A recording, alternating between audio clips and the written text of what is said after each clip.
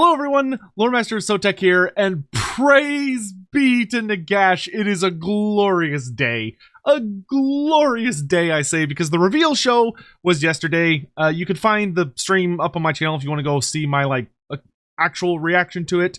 But I wanted to make a video kind of breaking down my thoughts afterwards, and also to make it very, very simple for someone to just come up and watch like a little 10-minute type video. So to put it down really simply, the undead of the fantasy Age of Sigmar verse really, really stole the show yesterday.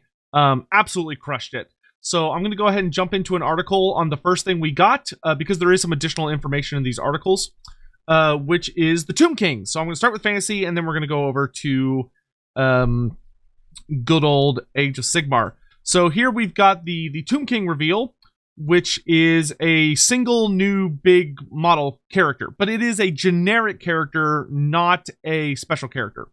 So it says, the noble lords and ladies of Bretonnia have already put in a good showing for Warhammer the Old World, but any questing knight needs vile enemies to vanquish and terrifying beasts to slay in order to fulfill their troth. The Tomb Kings of Kimri are more than willing to oblige. Their lich priests perform dark rituals to resurrect bony relics of ancient beasts into a morbid and malodorous new monster, the Necrolith Bone Dragon.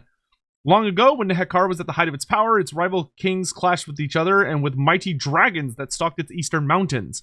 Many were slain and others bound to their will as beasts of battle. Millennia later, the sandblasted corpses of these regal behemoths had been reanimated by the mortuary cult, once more bending them to the will of the Tomb Kings. And here's the actual model, if you have not had the pleasure of seeing it. And I'll have links to all the articles down below in the pinned comment if you'd like to go check it out yourself.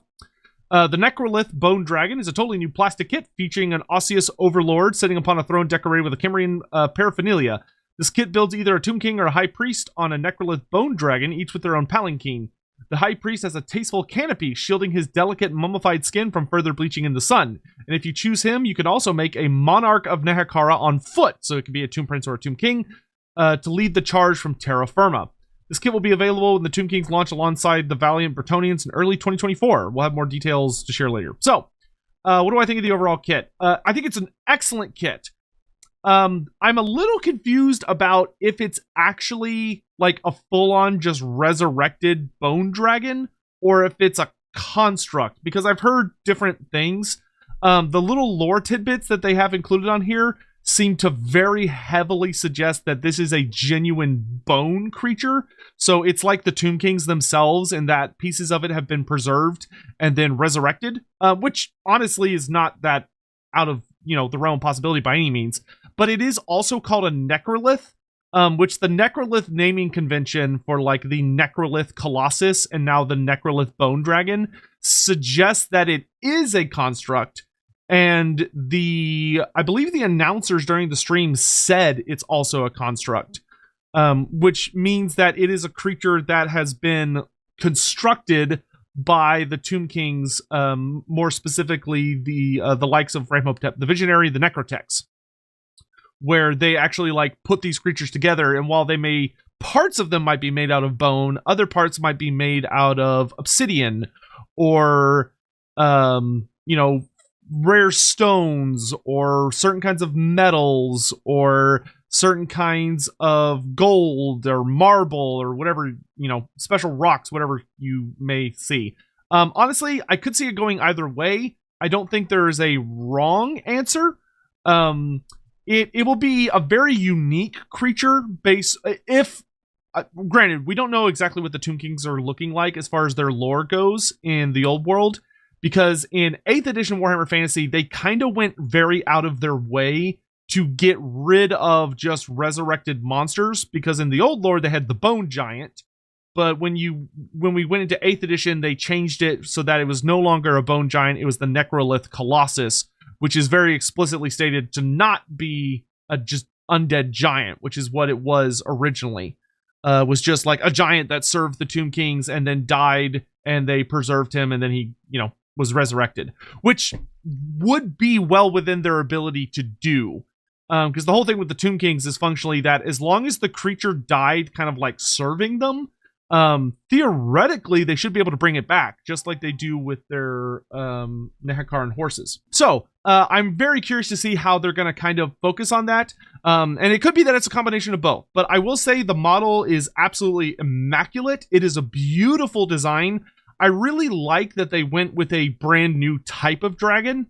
This is a very unique species compared to what we're familiar with, because all of the dragons in the old world, or in Warhammer Fantasy, that we've seen are almost entirely based around the elven dragons. So it's like the dragons of Ulthuan, and then the dragons of Athel-Loren, and then the dragons of the Chaos Waste, being the Chaos Dragons. Though the Chaos Dragons have not had an updated sculpt in super long time, so they're very old. And the Elven Dragons just kind of dominated everything else. We didn't really get to see any dragons outside of that, despite the fact that there were tons of dragons in the World's Edge Mountains. Like, the Tomb Kings would have been dealing with dragons all the time. And there are even stories in the 8th edition Tomb King Codex about them fighting dragons. Though granted, it's from the perspective of after they've become the Tomb Kings and not before when they were just Nehekara. But this makes complete sense, to be honest. Humans being able to either kill dragons to, work on binding their bones to them after they died, or even a rare individual being able to build up a relationship with a dragon, or using magic to, bind them to their will. That's very Nehekaran. I think it's a gorgeous model. It's a gorgeous sculpt. The only thing that I don't like about this reveal is the actual movie, which you can see here as a fun little thing. But the unfortunate part is that we see this part right here, which is that if you look in the background, it looks like, granted, and they could just be kind of hiding more models for later, but it looks like we're not getting really that many other new models for the Tomb Kings, perhaps, because you can see the old Skeleton Spearmen, which is very disappointing, in my opinion. I think the old Skeleton Spearmen, if they were going to redo any of the sculpts for the Tomb Kings, or do anything for the Tomb Kings, I would have really liked new skeleton warriors or new chariots. Granted, I don't see any chariots in this footage. You can see the Sepulchral Stalkers in the background, so they're bringing back the old construct sculpts. You can see the Tomb Guard, which the Tomb Guard are fine. I think the Tomb Guard have held up perfectly fine because they're an 8th edition sculpt.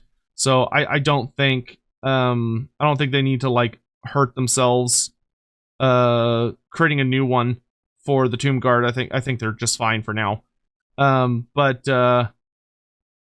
Yeah, I like this model a lot. I think it's gorgeous.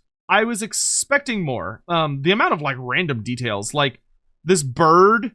So this Lich Priest is literally creating a bird out of sand, which good luck to anyone painting this shit. This looks like agony to paint. But I do like that it gives you a character on foot. It's interesting to me that it only apparently gives you a Tomb King on foot and not a Lich Priest on foot. So that's a little weird. But the cat creature is really cool. There's a lot of really fun details. I like the scales in the back that are weighing somebody's heart. That's a really cool detail. And that the Lich Priest has the canopy because the Lich Priest is still alive technically. So he does actually have to protect himself from the sun. But I think this is a really good mini. It's very exciting. I was expecting more. I was kind of hoping it was going to be like the last Bretonnia reveal we got, where Bretonnia, they revealed the new Paladin on Pegasus, they revealed the Battle Standard Bearer, and they revealed the Knights of the Realm on foot. I would have been very happy to get that many reveals, but maybe there's more Tomb King stuff coming in the future. If this is the only new Tomb King sculpt, considering that this is supposed to be launching the game, I don't know. It just feels a little underwhelming. I don't know. It feels a lot like Games Workshop is not investing that much in actually making new designs for the old world, which is strange in my opinion. But we'll see what happens. In any event, on to the next article. We have the Chivalrous Armies of Ushoran. So for those unaware, the Flesh Eater Courts In the first edition of Age of Sigmar and a little bit in second edition, they were quite literally portrayed as the Bretonia of Age of Sigmar, but being ghouls, it was that they were infected with horrible madness. And from their perspective, in their own mind, they were Bretonia. But in reality, they, of course, are horrible ghouls. And they have this like terrifying madness that makes them see the world completely differently than everyone else. And it causes all these like horrible shenanigans. But in the more recent editions and lore, they have leaned much further away from that, where they are still chivalry. Like, they use a lot of the terminology you would kind of think with Bretonia, but with the Flesh Eater Courts, there's no kind of joke to it from their perspective like there is with Bretonia, and they have kind of leaned away from a lot of the very specific terminology, to the point where, like, it used to be in like first and parts of second edition where it was literally just all the exact same units. So it was like Knights of the Realm questing knights, like there were like knights hunting for some kind of grail type thing, and it's like, oh, these are men-at-arms and these are peasants, and like it was identical. But I hated it for two reasons, which was, one, there was no actual Bretonia faction in the game, so it was just really stupid. I don't know, it was kind of upsetting to like be poking fun at a faction and be like, oh man, people liked this faction, when it just wasn't playable. And also was like so poorly supported. Like, it felt like just kicking someone when they were down. And I felt bad for like the fans of Bretonia, because I'm sure that kind of smacked rather obnoxiously. And the second thing was that they were really shitty parodies of Bretonia, because they didn't have any cavalry. You can't parody Bretonia if you don't have cavalry. But in any event, they've leaned much further away from that, and now they use more specific terminology around themselves, where they don't call them peasants anymore, they call them serfs. And all of the knight units have leaned much further away from using any Bretonian terminology, and now they use their own unique forms of terminology, and they have a much different religious structure, and they focus very heavily around Ushoran and his madness. But in any event, so the Mortarch of Delusion, who we'll get into in a minute, has returned to the mortal realms. Freed from his long isolation, the Liege Lord of the Flesh Eater Courts has once more thrown open his doors to the orphan nobility and exiled peoples of the realms, inviting vassals to sup from his sacred chalice and pledge their allegiance to the new Summer Court. Devoted servants, bold knights, and other esteemed members of the court accompany the Summer King to battle, a noble company on a righteous mission to rescue the mortal realms from the grip of war and establish a utopia of honor and majesty. So the new Flesh Eater Courts got a ton of minis. And what's really nice is the vast majority of the old range for the Flesh Eater Courts is still completely viable.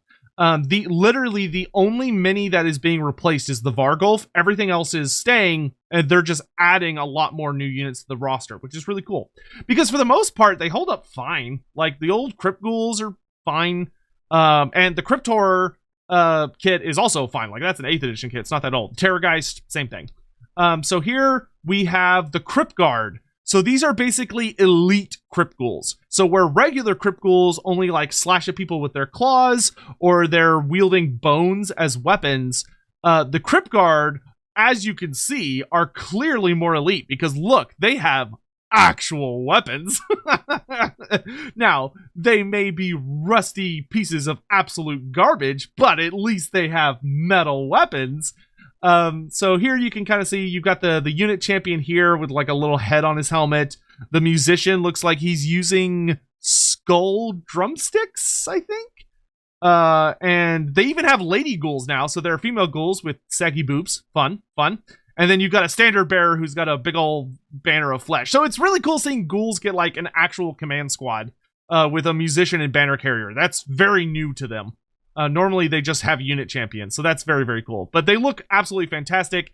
These are kind of like an elite bodyguard type infantry. And they even come in a halberd variant, which is really awesome and unique. So like we're getting some really cool new forms of ghouls. So the Crypt Guard are tenacious guardians of their monarchs or states, low-born serfs who have earned great privileges through their valor and loyalty. They enjoy the most comfortable hovels, the chance to dine on leftovers from noble banquets, and may even wield a weapon from their majesty's private armory.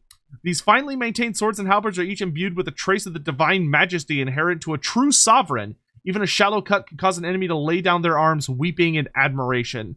So what that probably actually, because this is all presented from the Flesh Eater Court's like maddened state, what that probably actually means is that these weapons, if they scratch you, put you into such horrible agony that it causes you to fall to the ground just screaming, because there's nothing else you could do but scream as like your body is torn to pieces, internally. Alternatively, it may be that like it inflicts you with a form of madness that causes you to just like lose your shit.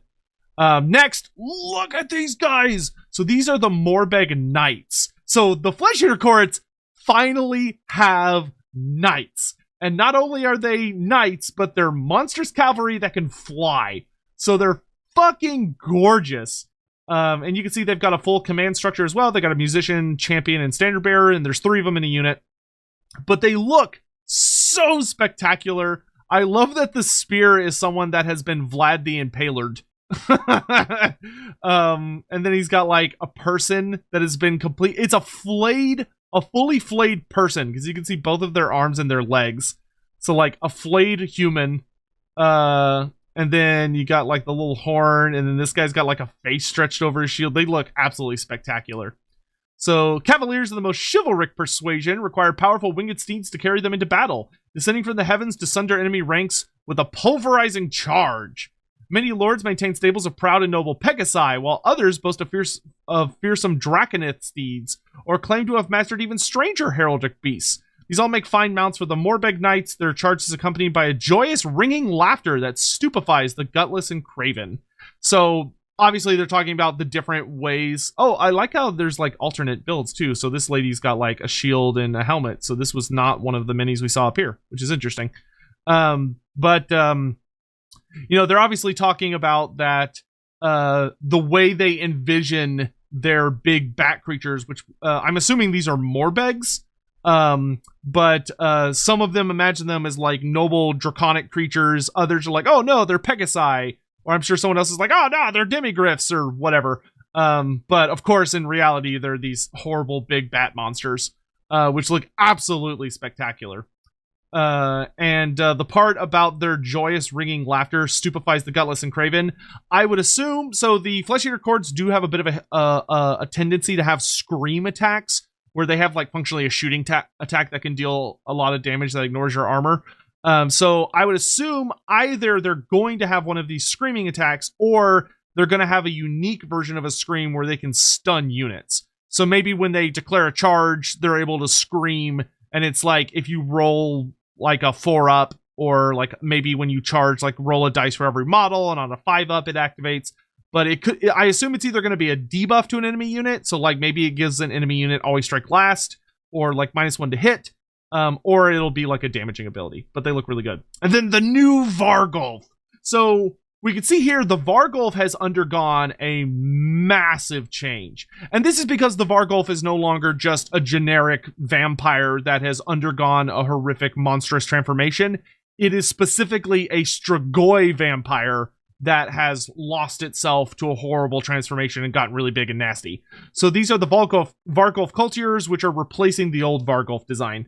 I did really enjoy the old Vargulf design, where it's kind of like that horrifying mixture of like a wolf, a bat, and an insect, to make like some horrific hybrid creature. But this is much more fitting to what they represent now, because they are a Flesh Eater Court specific creature.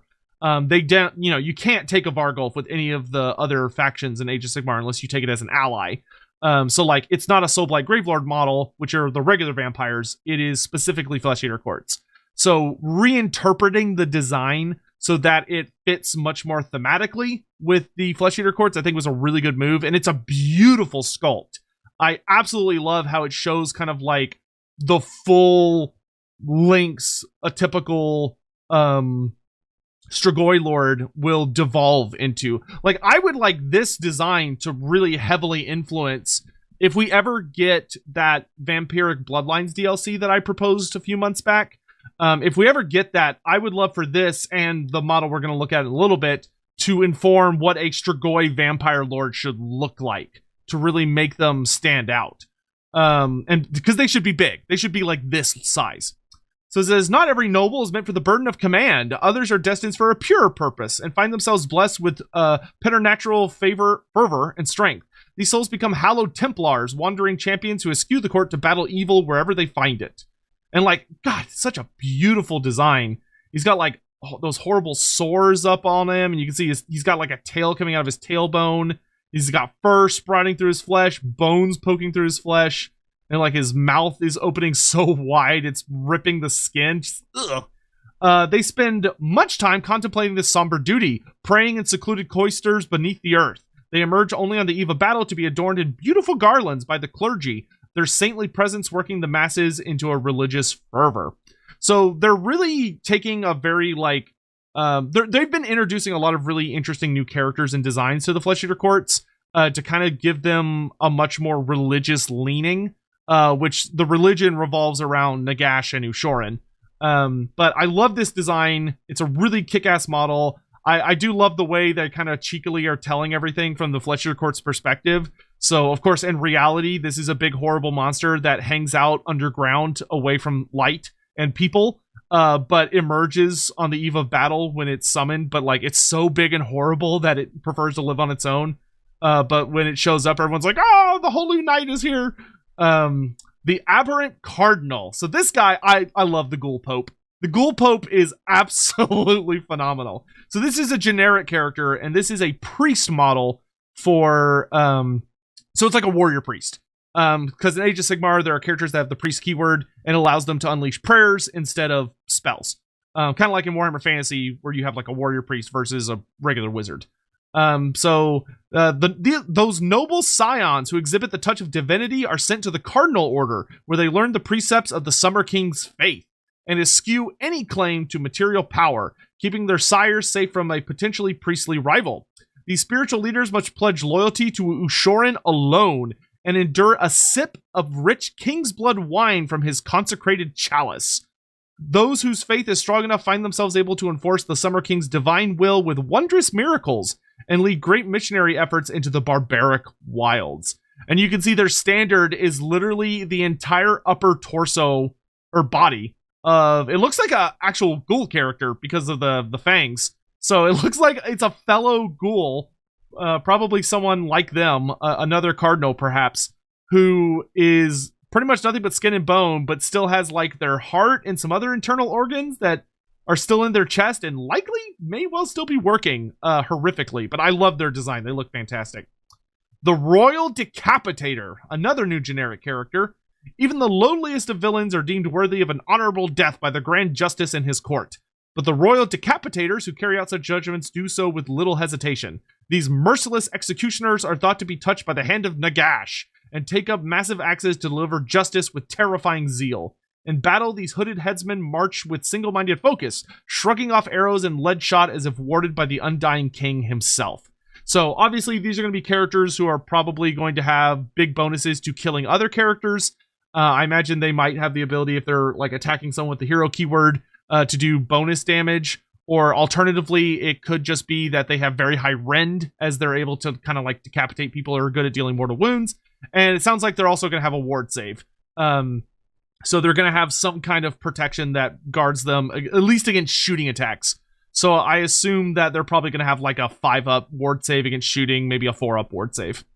And then this is the new starter set, which comes with the new cavalry, 20 of the new Crypt Guard, the new Vargulf model, and also the Abhorrent Gore Warden, who we'll actually look at in a minute, along with the new Flesh Eater Court book, though this is a limited edition version, so it's like all fancy.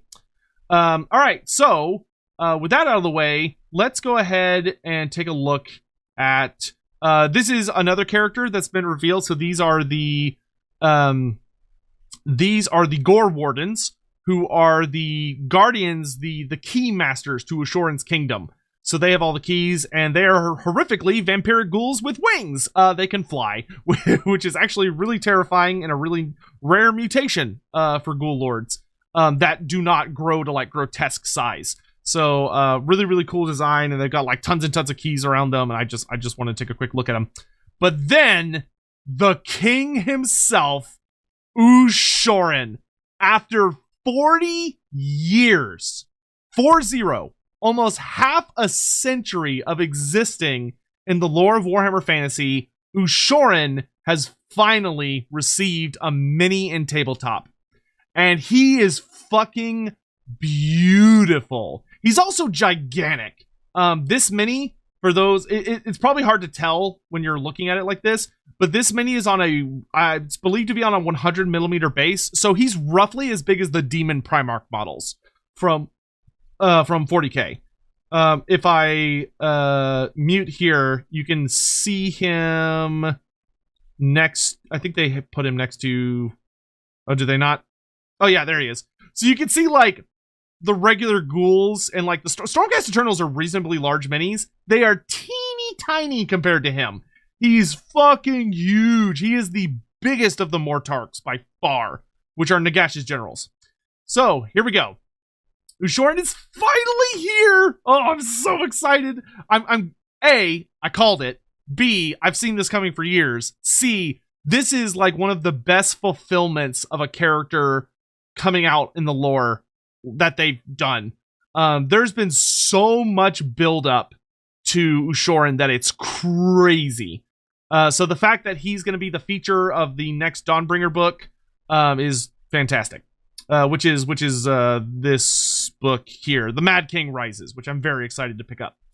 So rejoice, rejoice, noble lords and ladies, meek citizenry and lowborn peasants, rejoice one and all. Summeros Summer King has returned. Bow deep and low, for you are in the presence of Ushoran, the Mortarch of Delusion, the most august and revered monarch in all the mortal realms. Ushoran is a being of the most regal nature, known by many epithets. He is the Lord of Masks, the first exemplar, Sumeros Summer King, the somber paladin. He is Ushoran the Bold, finest blade of the Mortarchs. So this is the 6th Mortarch we've gotten in Warhammer Fantasy. According to the lore of Nagash and the lore surrounding Nagash, he likes to have 9 Mortarchs. Those are like his complete roster of biggest, baddest generals. And Ushoran is the 6th to join the party. So if they're going with the old system where there's only 9 at a time, then only 3 more remain, which is pretty crazy. But he looks just fucking incredible. Once the greatest and noblest champion of Nagash, Ushoran was brought low by some cruel twist of fate, transfigured into a swollen Goliath afflicted with an unquenchable thirst. It took the combined might of the other Mortarchs, of which there were 4 at the time, to subdue their cursed comrade and return him to their master. Nagash and his beneficence sequestered Ushoran within a mysterious temple named the Shroud Cage, doubtless to heal his faithful servant. Yet vile rumors had already begun to spread that Ushoran's sophistication and fair countenance had never been anything but a mere illusion, masking the visage of a blood-mad ghoul of unimaginable power. So the truth behind that is Ushoran, according to legend, Ushoran was a very noble and well-beloved individual within Shyish. Like, he was the most beloved of the Mortarchs of Nagash. And according to these legends, he had a very unique power where just by kind of touching someone, he could basically heal them of whatever troubled them in death or in life. But he could basically take away the whatever like mental illness or spiritual illness or any kind of ailment that bothered the dead and prevented them from having like genuine peace and rest. Supposedly that was kind of his big uber power, is that he had kind of this like god tier level of empathy and healing that he could unleash merely by touching you. However, something happened between him and Nagash.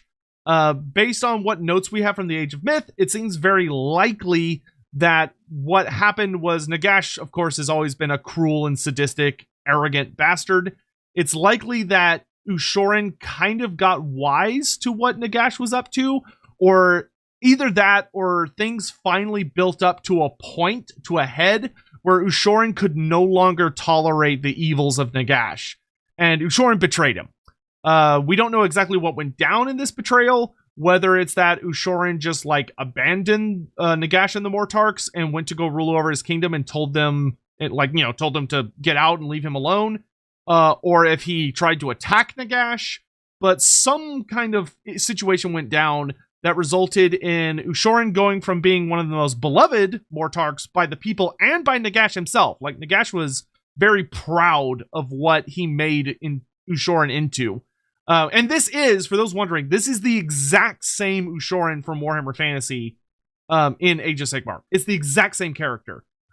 It's doubtful that he has many memories from Warhammer Fantasy, because even the characters who were not batshit fucking crazy, like Manfred and Neferata, have pretty vague memories of the world that was. And Ushoran was not in the best state of mind during most of Warhammer Fantasy, and he was also dead for a really long time in Warhammer Fantasy. So I doubt he remembers very much, especially because he's the Mortarch of Delusion, and he's probably even more batshit than he already was. But regardless, something happened. Ushoran fell from grace, and Nagash sent the other Mortarchs to go hunt Ushoran down and bring him back, which they did. So Manfred von Karstein, Neferata, Archon the Black, and Catacross all went out, and they grabbed Ushoran, and they brought him home. And Ushoran was punished by Nagash by being sealed within the Shroud Cage, which the Shroud Cage was a horrific prison full of illusion-type magic that basically just bombarded Ushoran with endless nightmares. And it completely and utterly obliterated what sanity he had. Now, granted, we don't know if the legends about what he was like before the Shroud Cage are completely true. Like, he may have always been kind of a giant, horrible ghoul monster, but the Shroud Cage definitely made him go super fucking crazy. And he was trapped in there for many, many years, hundreds of years, until right at the very end of the Age of Myth and the start of the Age of Chaos. Nagash betrays Sigmar Heldenhammer at a really big battle. It wasn't the Battle of the Burning Skies. It was the battle before that. But Nagash was supposed to help fight Chaos, and Nagash backstabs Sigmar because he's Nagash. And Sigmar goes on a big rampage through the realm of death looking for Nagash to get vengeance on him, to bring him to justice and to hit him with Galmaraz. So Sigmar goes on this big old rampage, and during that rampage, a lot of really important things happen. Where, like, for one, he faces off with Orphean Catacross, who is the Mortarch of the Necropolis, which is the big bad leader of the Ossiarch Bone Reapers. He's also kind of like modern Age of Sigmar Cetra. Him and Cetra have a lot in common. But he ends up fighting Sigmar, and Sigmar, of course, obliterates him. But Catacross proves impossible to fully destroy. While his body can be destroyed, his spirit is literally indestructible. To Galmaraz, which is insane. Like Sigmar, who is a full-on fucking god at this point, wielding Galmaraz, which is like a borderline god-killing weapon, could not destroy Catacross. So instead, he just shatters his body and then seals him up in a storm vault where he breaks out later. But the other important thing that happens is that some very cunning servants of Ushoran purposefully lead Sigmar's warpath so that he ends up running into the Shroud Cage. And amongst all the fighting and destruction, Sigmar ends up smiting the Shroud Cage with Galmaraz, which shatters it open. So it breaks open, and Ushoran is able to scuttle out and run off into Shaish, and nobody knows where he's been.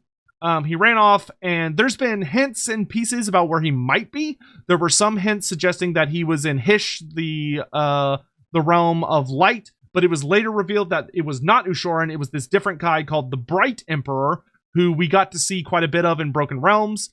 He ends up being a pretty fervent follower of Nagash, but a whole thing happens where him and his cronies end up screwing Nagash over, which leads to Nagash's defeat by Teclis. But in addition to that, there were other rumors suggesting that he had gone back to his kingdom in Shaish. Because, of course, the Summer King has his own full kingdom, like all the Mortarchs did.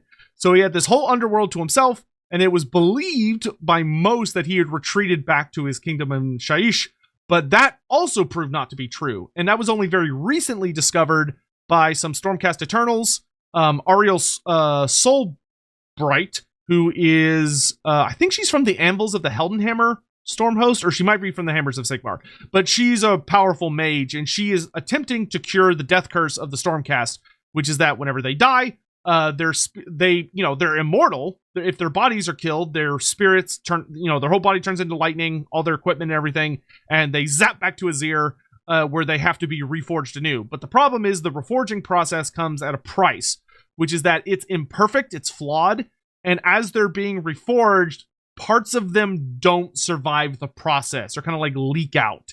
And this results in them basically having like kind of a form of dementia in a sense, where they lose pieces of themselves every time they're reforged.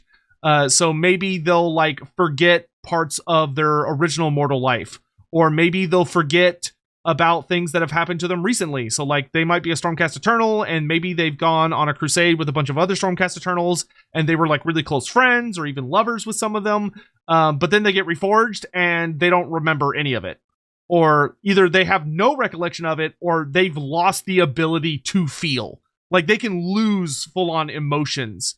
And if you're reforged too many times, it can result in you basically becoming an automaton, which is like a nightmare scenario for a lot of people, because the anvils, or the Stormcast that have not done well through the reforging process, the result is ugly. But anyway, so she goes to Ushoran's kingdom looking for Ushoran during the very recent Dawnbringer Crusade storyline, because she hopes that maybe his unique ability, where he was able to heal people of their ailments and death, could be used to perfect the reforging process. So she goes to his kingdom in the hopes of finding like some artifacts or, tomes of knowledge or whatever.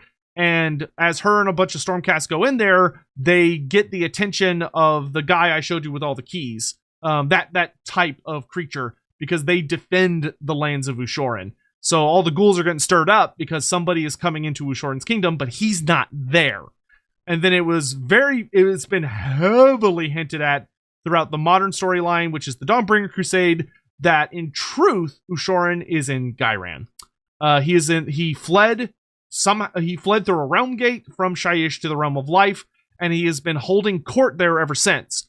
But somebody within the realm of death figured out where he was, and the Ossiarch Bone Reapers have set up basically like a I forget what the word is, but they've kind of cordoned off his kingdom, trying to prevent anything from going in and from him getting out. But in one of the most recent short stories that we got, it's revealed that the Sylvaneth and the upcoming Dawnbringer Crusade that's in Ghyran have been attacking the Ossiarch Bone Reapers. So the Ossiarch Bone Reapers are dying horribly, and there's also like a big ogre tribe that's warring through the area. And basically all of these events are culminating in the only thing left keeping Ushoran locked away just is about to die. So he's about to bust out, and a lot of crazy shit's going to happen. Whew, sorry, that was a lot of lore, but I really like the story of Ushoran in Age of Sigmar. Those who lay eyes on Ushoran are welcomed by a most grand and dignified form. A fine crown of bone sits atop his brow, gifted by the undying King Nagash, and set with a glittering gem of vitrified grave sand. Upon his broad shoulders is draped an elegant cloak trimmed with the finest ermine, decorated with a cornucopia of baubles and trinkets. In one hand he holds the ornate scepter of his office, and at his hip hangs the sanctified chalice, from which flows crimson wine of great vitality and magic. Which there's been a lot of buildup to Ushoran's chalice. One of the endless spells, which are like really super powerful spells, they're so strong they have their own like minis on the table. One of them is literally Ushoran's chalice, or a magical manifestation of Ushoran's chalice. And I fucking hate that spell because it's really good at healing and super annoying to play against. But then he's also got his big ass fucking mace. This fine pomp and storied history matters little to the barbaric Dawnbringers, who find themselves assailed by the forces of death on two fronts in Dawnbringers Book 4, The Mad King Rises. And actually, the crusade runs afoul of, Lauka Vi! I fucking love Lauka Vi. That's gonna be super exciting. Vingorian courts, and in Ghyran it marches deep into Ushoran's domain of New Summercourt. So, yeah, he set up a new kingdom. Because his old kingdom is called Summercourt, but it's in Shyish. A slave to valiance and propriety, Ushoran extends hospitality to all who enter his kingdom, imploring guests to participate in extravagant feasts. Trauma has not impinged his sense of gallantry and virtue, but the limits of his magnanimity are being tested, which may spell disaster for the twin-tailed crusade. The Mad King Rises is the next chapter of Dawnbringers, bringing exciting plot developments, rules for every death faction. Ooh, that means Night Haunt. and the return of Triumph and Treachery. Oh, nice. Which is like free-for-all fighting. Yeah, I have been really expecting Ushoran to come back, because especially because Nagash is functionally dead right now. He got destroyed, or physically destroyed, during the end of a second edition, which was called Broken Realms. So third edition has been a lot of crazy things going on with death because Nagash isn't there.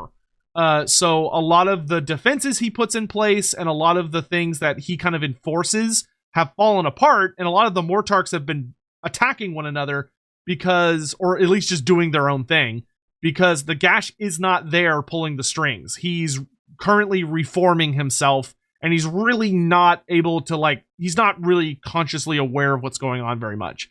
But one of the big things that happened was that of course, the Lumineth Realm Lords were the ones that ultimately destroyed him. And Nagash desperately wants revenge against the Lumineth. But the Lumineth live in Hysh, the Realm of Light, which is very, very difficult for most of the Death factions to go there. It is a very unpleasant place, except for the ghouls. The ghouls, Ushorans get, the Flesh Eater courts, are uniquely able to do some nasty, nasty shit in Hysh. And there is a giant population of Flesh Eater courts in Hysh, which used to be under the rule, the thumb of the Bright Emperor, who has suffered some issues since the death of Nagash. So the story has been doing a very, very good job building up to Ushoran's return, and I am so fucking excited for what he's going to do. I really hope that he's just like a horrifying force in the realms of life and light, because those realms have rather uniquely been able to avoid a lot of the problems with the Death factions, and he will make a fantastic big bad, I think, for those places where, you know, it's like the Night Haunt are more of a problem in Shyish than anywhere else, but are also they're mostly in Shyish, to be frank, but they also appear quite a bit in Akshi and Shaman. Meanwhile, the Osiric Bone Reapers are mostly being big bads in Shyish, and the Archaon's personal the 8 points, which is his little personal pocket dimension place. The Osiric Bone Reapers have been a big old pain in the ass over there. And then you also have the Soulblight Gravelords have been busy with a civil war in Shyish, which kind of leaves a lot of the realms not doing a whole lot. Ulgu, we don't really know what's going on in Ulgu right now. Ulgu is still not really gotten a great focus. But the main focus has been on Gur, which is where some of the big Soulblight Gravelord characters are, because that's where Lau Kavai was, but now she's in Akshi, which I'm really curious what she's doing in Akshi, because she has been in Gur for the longest time. But we'll see. In any event, that's going to be it for this coverage. I am incredibly happy with all of these reveals. Ushoran looks fucking incredible. I don't know if I would ever play a match with him, because the Flesh Eater courts really aren't my thing, but I am going to have a hard fucking time resisting, like, grabbing this model and getting it painted by someone who's a much better painter than I am, just so I can have it on my shelf, because it's gorgeous. And Ushoran is, like, one of my favorite characters. So the fact that he's finally got a model, I would love to see him in Warhammer Fantasy. In Total War Warhammer, I don't think we'll get Ushoran. I feel like we're probably going to get Vorag Bloodytooth. That way we get, like, a unique character to Warhammer Fantasy. However, to make Vorag Bloodytooth, take the Vargulf, right? Take this Vargulf right here. Take the Vargulf, take Ushoran, and make them kith. You know, put them together. That's what Vorag Bloodytooth and the new Strigoi Vampire Lord should be like in Total War Warhammer 3. This is what should inspire their design. But in any event, let me know what y'all think of the reveals down below. If you're an Age of Sigmar fan, let me know what you thought of the show. What do you think of the new Tomb King model? What do you think of the dragon? And if you're like not a fan of AOS, or you're like new to AOS or whatever, let me know what you like think of the Flesh Eater Court reveals and stuff. If it kind of got your interest, or if you're just kind of like, yeah, that's cool, or if you're, you know, I would just love to know what y'all think. So thank you very much for watching. I'll be back tomorrow with some more rules for the old world. And I think I'm going to do a double feature tomorrow, because Oh wait, no, tomorrow's. Yeah, that's right. So I'll probably need to do a double feature. And also hope we'll see you guys for Lorebeards at 10 a.m. Central Standard Time, 4 p.m. British Standard Time, right here on the channel on Sunday. This Sunday, we're going to be doing Grom the Paunch of Misty Mountain. So if that sounds exciting, please do drop by and enjoy 3+ hours of lore on the fattest goblin the world's ever seen. In any event, that's going to be it for me today. Thank you all so much for watching. Thanks to all my patrons for their support. Really appreciate you guys. And lots more stuff we're going to be talking about soon. I'm going to be kind of getting back into some kind of like Total War proposal type videos, as well as some lore stuff as well. So thank you all for watching, and I'll see you around. Bye.